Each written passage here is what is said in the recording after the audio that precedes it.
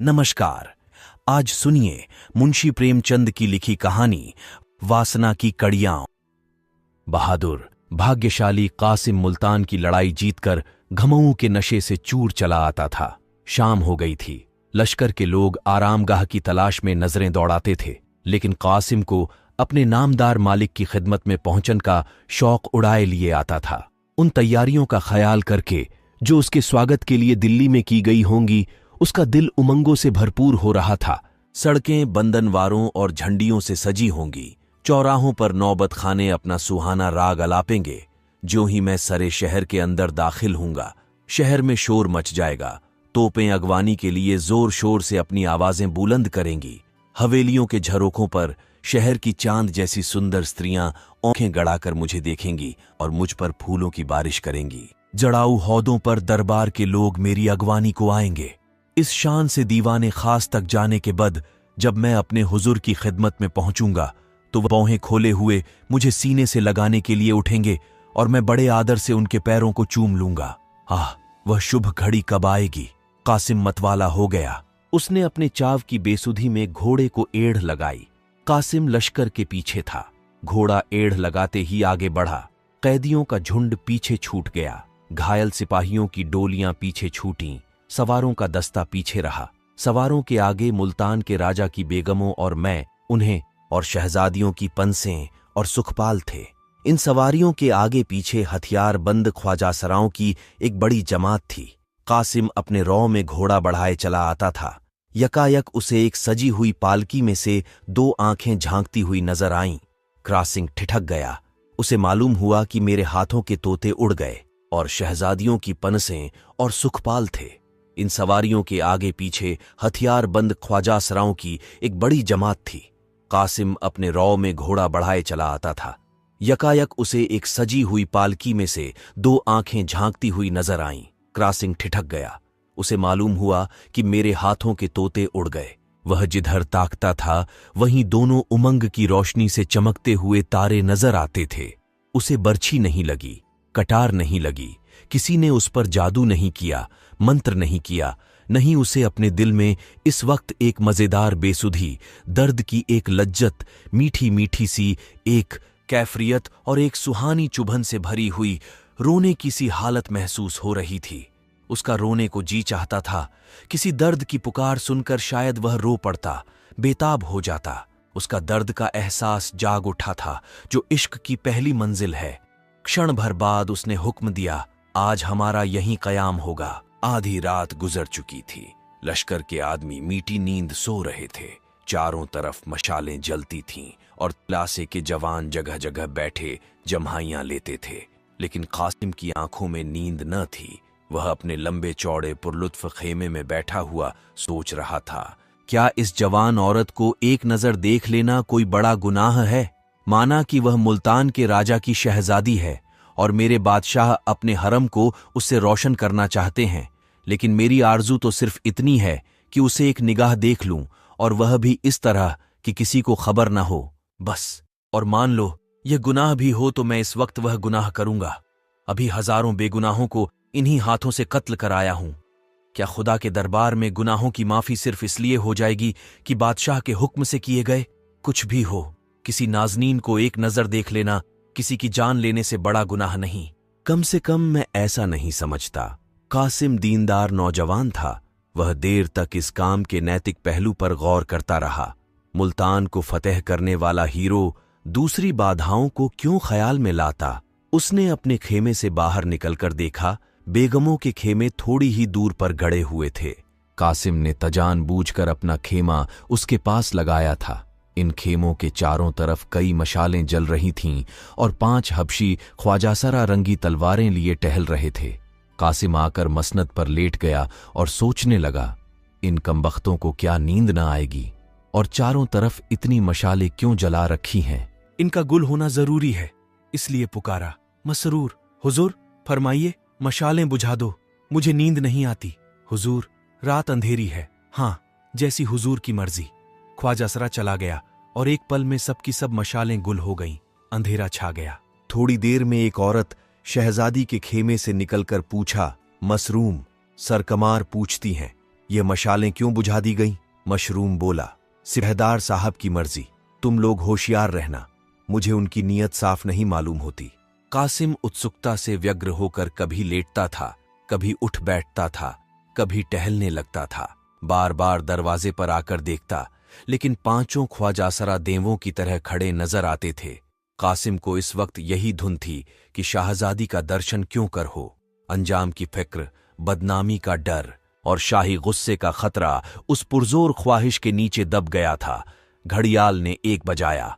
कासिम यूं चौंक पड़ा गोया कोई अनहोनी बात हो गई, जैसे कचहरी में बैठा हुआ कोई फरियाद अपने नाम की पुकार सुनकर चौंक पड़ता है।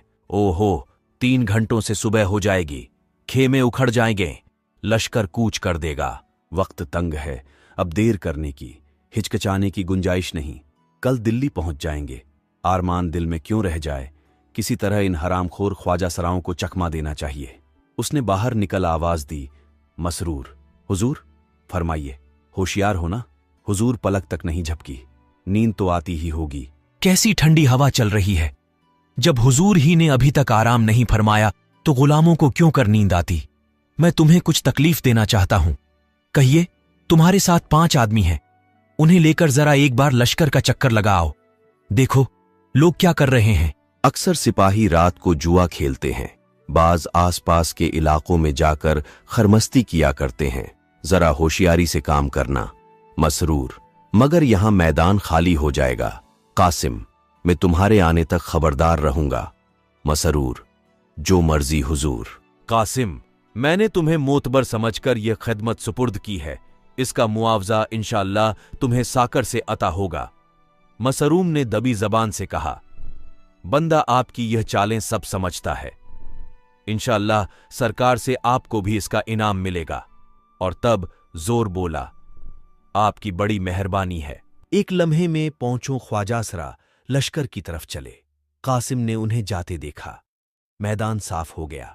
अब वह बेधड़क खेमे में जा सकता था, लेकिन अब कासिम को मालूम हुआ कि अंदर जाना इतना आसान नहीं है जितना वह समझा था।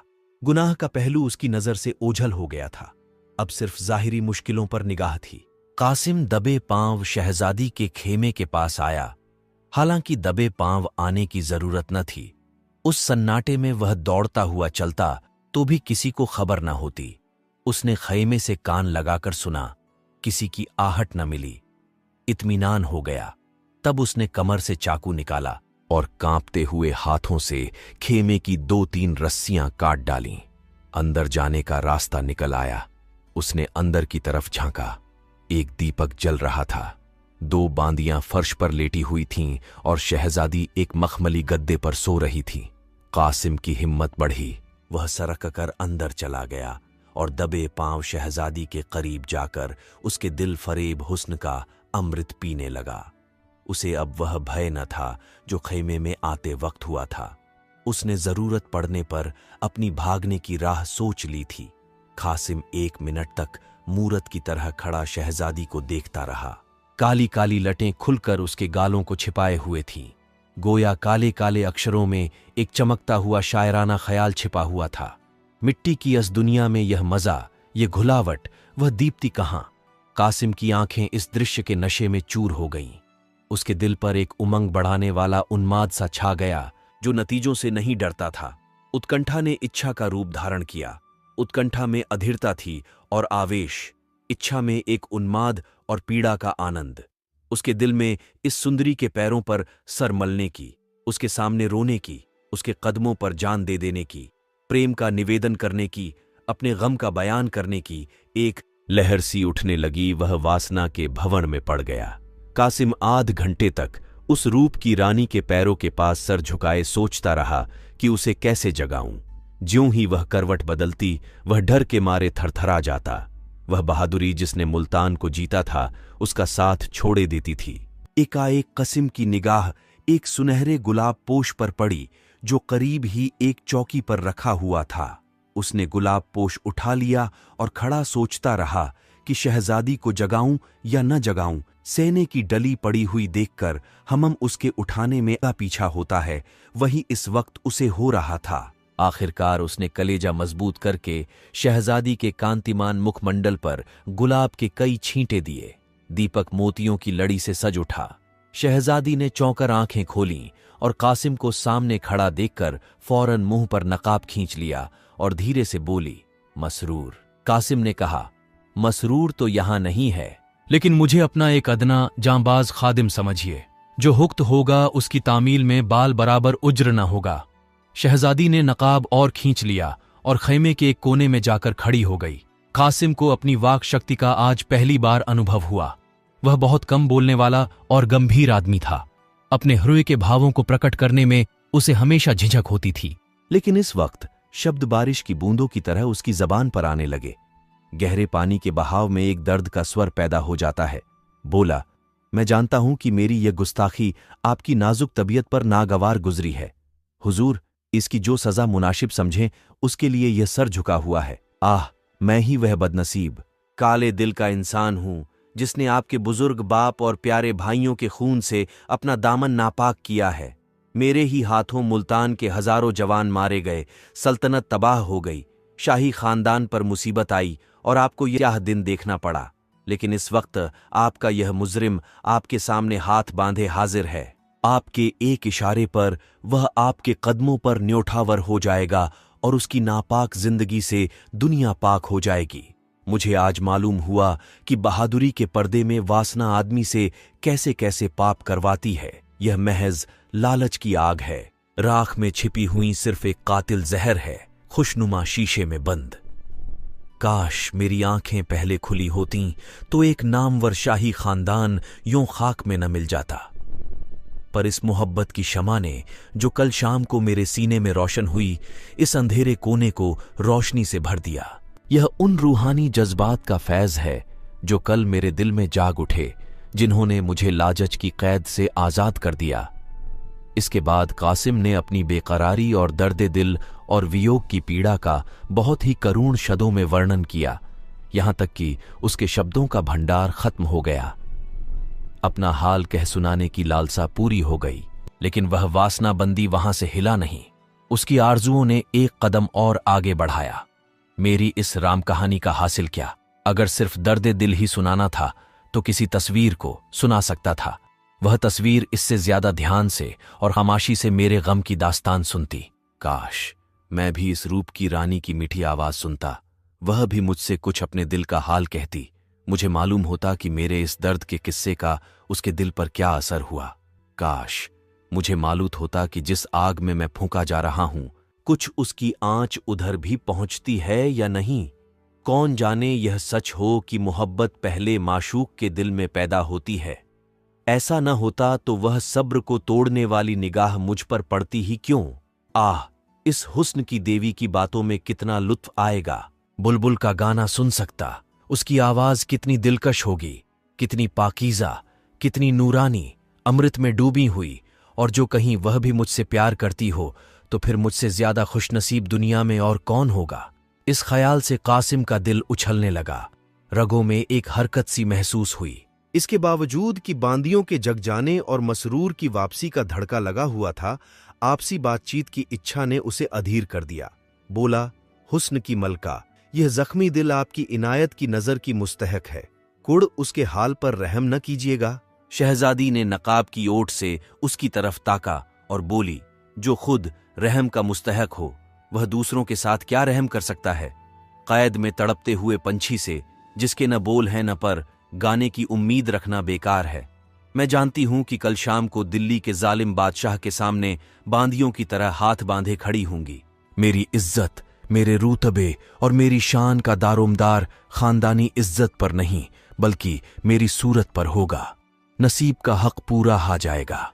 कौन ऐसा आदमी है जो इस जिंदगी की आरजू रखेगा। आह, मुल्तान की शहजादी आज एक जालिम, चालबाज, पापी आदमी की वासना का शिकार बनने पर मजबूर है। जाइए, मुझे मेरे हाल पर छोड़ दीजिए। मैं बदनसीब हूं।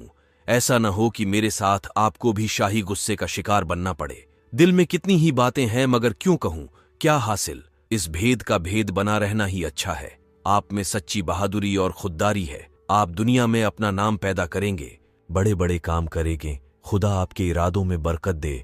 यही इस आफत की मारी हुई औरत की दुआ है। मैं सच्चे दिल से कहती हूं कि मुझे आपसे कोई शिकायत नहीं है। आज मुझे मालूम हुआ कि मोहब्बत बैर से कितनी पाक होती है। वह उस दामन में मुंह छिपाने से भी परहेज नहीं करती जो उसके अजीजों के खून से लिथड़ा हुआ हो। आह, ये कमबख्त दिल उबला पड़ता है। अपने काल बंद कर लीजिए। वह अपने आपे में नहीं है, उसकी बातें न सुनिए। सिर्फ आपसे यही विनती है कि इस गरीब को भूल न जाइएगा। मेरे दिल में उस मीठे सपने की याद हमेशा ताज़ा रहेगी। हरम की क़ैद में यही सपना दिल को तस्कीन देता रहेगा। इस सपने को तोड़िए मत। अब खुदा के वास्ते यहां से जाइए, ऐसा न हो कि मसरूर आ जाए। वह एक जालिम है। मुझे अंदेशा है कि उसने आपको धोखा दिया। अजब नहीं कि यहीं कहीं छुपा बैठा हो। उससे होशियार रहिएगा। खुदा हाफिज। कासिम पर एक बेसुधी की सी हालत छा गई, जैसे आत्मा का गीत सुनने के बाद किसी योगी की होती है। उसे सपने में भी जो उम्मीद न हो सकती थी वह पूरी हो गई थी। गर्व से उसकी गर्दन की रगें तन गईं। उसे मालूम हुआ कि दुनिया में मुझसे ज्यादा भाग्यशाली दूसरा नहीं है। मैं चाहूं तो इस रूप की वाटिका की बाहर लूट सकता हूं, इस प्याले से मस्त हो सकता हूं। आह, वह कितनी नशीली, कितनी मुबारक जिंदगी होती। अब तक कासिम की मोहब्बत ग्वाले का दूध थी, पानी से मिली हुई। शहजादी के दिल की तड़प ने पानी को जलाकर सच्चाई का रंग पैदा कर दिया। उसके दिल ने कहा, मैं इस रूप की रानी के लिए क्या कुछ नहीं कर सकता। कोई ऐसी मुसीबत नहीं है जो झेल न सकूं, कोई आग नहीं जिसमें कूद न सकूं। मुझे किसका डर है? बादशाह का। मैं बादशाह का गुलाम नहीं, उसके सामने हाथ फैलाने वाला नहीं, उसका मोहताज नहीं। मेरे जौहर की हर एक दरबार में कद्र हो सकती है। मैं आज इस गुलामी की जंजीर को तोड़ डालूंगा और उस देश में जा बसूंगा जहां बादशाह के फरिश्ते भी पर नहीं मार सकते। हुस्न की नेमत पाकर अब मुझे और किसी चीज की इच्छा नहीं। अब अपनी आरजुओं का क्यों गला घोंटूं, कामनाओं को क्यों निराशा का ग्रास बनने दूं। उसने उन्माद की सी स्थिति में कमर से तलवार निकाली और जोश के साथ बोला, जब तक मेरे बाजुओं में दम है कोई आपकी तरफ आंख उठाकर देख भी नहीं सकता, चाहे वह दिल्ली का बादशाह ही क्यों न हो। मैं दिल्ली के कूचे और बाजार में खून की नदी बहा दूंगा, सल्तनत की जड़ें हिला दूंगा, शाही तख्त को उल्ट पलट रख दूंगा और कुछ न कर सकूंगा तो मर मिटूंगा, पर अपनी आंखों से आपकी यह जिल्लत न देखूंगा। शहजादी आहिस्ता आहिस्ता उसके करीब आई, बोली, मुझे आप पर पूरा भरोसा है, लेकिन आपको मेरी खातिर से जब्त और सब्र करना होगा। आपके लिए मैं महल हरा की तकलीफें और जुल्म सब सह लूंगी। आपकी मोहब्बत ही मेरी जिंदगी का सहारा होगी। ये यकीन कि आप मुझे अपनी लौंडी समझते हैं मुझे हमेशा संभालता रहेगा। कौन जाने तकदीर हमें फिर मिलाए। कासिम ने अकड़ कर कहा, आप दिल्ली जाएं ही क्यों? हम सबू होते होते भरतपुर पहुंच सकते हैं शहजादी, मगर हिंदुस्तान के बाहर तो नहीं जा सकते। दिल्ली की आंख का कांटा बनकर मुमकिन है। हम जंगलों और वीरानों में जिंदगी के दिन काटें पर चैन नसीब न होगा। असलियत की तरफ से आंखें न बंद कीजिए। खुदा न आपकी बहादुरी दी है, पर तेगे इस्फानी भी तो पहाड़ से टकराकर टूट ही जाएगी। कासिम का जोश कुछ धीमा हुआ। भ्रम का पर्दा नजरों से हट गया। कल्पना की दुनिया में बढ़-बढ़कर बातें करना आदमी का गुण है। कासिम को अपनी बेबसी साफ दिखाई पड़ने लगी। बेशक मेरी यह लंतरानियां मजाक की चीज हैं। दिल्ली के शाह के मुकाबले में मेरी क्या हस्ती है। उनका एक इशारा मेरी हस्ती को मिटा सकता है।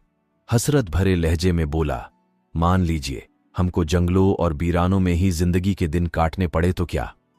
मोहब्बत करने वाले अंधेरे कोने में भी चमन की सैर का लुफ्त उठाते हैं। मोहब्बत में वह फकीरों और दरवेशों जैसा अलगाव है जो दुनिया की नेमतों की तरफ आंख उठाकर भी नहीं देखता। शहजादी, मगर मुझसे यह कब मुमकिन है कि अपनी भलाई के लिए आपको इन खतरों में डालूं। मैं शाह दिल्ली के जुल्मों की कहानियां सुन चुकी हूं। उन्हें याद करके रोंगेटे खड़े हो जाते हैं। खुदा वह दिन न लाए कि मेरी वजह से आपका बाल भी बांका हो। आपकी लड़ाइयों के चर्चे, आपकी खैरियत की खबरें उस कैद में मुझको तस्कीन और ताकत देंगी। मैं मुसीबतें झेलूंगी और हंस हंस कर आग में जलूंगी और माथे पर बल न आने दूंगी। हाँ, मैं शाह दिल्ली के दिल को अपना बनाऊंगी, सिर्फ आपकी खातिर से, ताकि आपके लिए मौका पड़ने पर दो चार अच्छी बातें कह सकूं। लेकिन कासिम अब भी वहां से न हिला। उसकर आरजुएं उम्मीद से बढ़कर पूरी होती जाती थीं, फिर हवस भी उसी अंदाज से बढ़ती जाती थी। उसने सोचा, अगर हमारी मोहब्बत की बहार सिर्फ कुछ लम्हों की मेहमान है तो फिर उन मुबारकबाद लम्हों को आगे की चिंता से क्यों बेमजा करे। अगर तकदीर में इस हुस्न की नेमत को पाना नहीं लिखा है तो इस मौके को हाथ से क्यों जाने दूं। कौन जाने फिर मुलाकात हो या ना हो। ये मोहब्बत रहे या न रहे। बोला, शहजादी, अगर आपका यही आखिरी फैसला है तो मेरे लिए सिवाय हसरत और मायूसी के और क्या चारा है। दुख होगा, कुढ़ूंगा, पर सब्र करूंगा।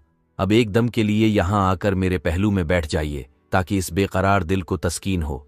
आइए एक लम्हे के लिए भूल जाएं कि जुदाई की घड़ी हमारे सर पर खड़ी है। कौन जाने यह दिन कब आए। शान शौकत गरीबों की याद भुला देती है। आइए एक घड़ी मिलकर बैठें।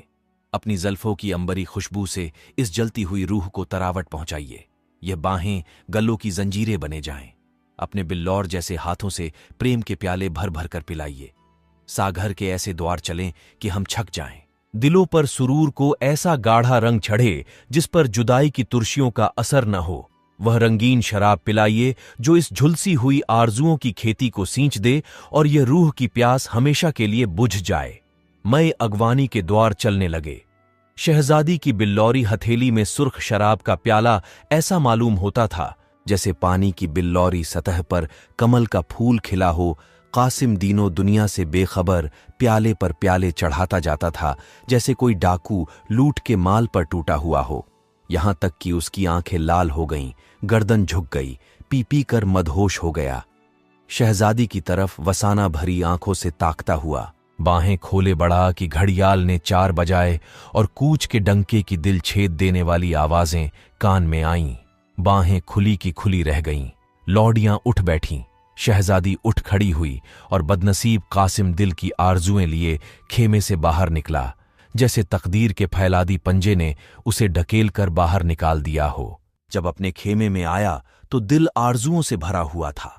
कुछ देर के बाद आरजुओं ने हवस का रूप भरा और अब बाहर निकला तो दिल हर्षतों से पामाल था। हवस का मकड़ी जाल उसकी रूह के लिए लोहे की जंजीरें बना हुआ था। शाम का सुहाना वक्त था। सुबह की ठंडी ठंडी हवा से सागर में धीरे धीरे लहरें उठ रही थीं। बहादुर किस्मत का धनी कासिम मुल्तान के मोर्चे को सर करके गर्व की मादिरा पिए उसके नशे में चूर चला आता था। दिल्ली की सड़कें बंदनवारों और झंडियों से सजी हुई थीं। गुलाब और केवड़े की खुशब चारों तरफ उड़ रही थी। जगह जगह नौबत खाने अपना सुहाना राग गया। तोपों ने अगवानी की घनगरज सदांगें बुलंद कीं। ऊपर झरोखों में नगर की सुंदरियां सितारों की तरह चमकने लगीं। कासिम पर फूलों की बरखा होने लगी। वह शाही महल के करीब पहुंचा तो बड़े बड़े अमीर उमरा उसकी अगवानी के लिए कतार बांधे खड़े थे। इस शान से वह दीवाने खास तक पहुंचा। उसका दिमाग इस वक्त 7वें आसमान पर था। चाव भरी आंखों से ताकता हुआ बादशाह के पास पहुंचा और शाही तख्त को चूम लिया। बादशाह मुस्कुराकर तख्त से उतरे और बाहें खोले हुए कासिम को सीने से लगाने के लिए बढ़े। कासिम आदर से उनके पैरों को चूमने के लिए झुका कि यकायक उसके सिर पर एक बिजली सी गिरी। बादशाह को तेज खंजर उसकी गर्दन पर पड़ा और सर तन से जुदा होकर अलग जा गिरा। खून के फव्वारे बादशाह के कदमों की तरफ, तख्त की तरफ और तख्त के पीछे खड़े होने वाले मसरूर की तरफ लपके, गोया कोई झल्लाया हुआ आग का सांप है। घायल शरीर एक पल में ठंडा हो गया, मगर दोनों आंखें हसरत की मारी हुई 2 मूरतों की तरह देर तक दीवारों की तरफ ताकती रहीं। आखिर वह भी बंद हो गईं। हवस ने अपना काम पूरा कर दिया। अब सिर्फ हसरत बाकी थी, जो बरसों तक दीवाने खास के दरो दीवार पर छाई रही और जिसकी झलक अभी तक कासिम के मजार पर घास फूस की सूरत में नजर आती है। आप सुन रहे थे मुंशी प्रेमचंद की लिखी कहानी वासना की कड़ियां।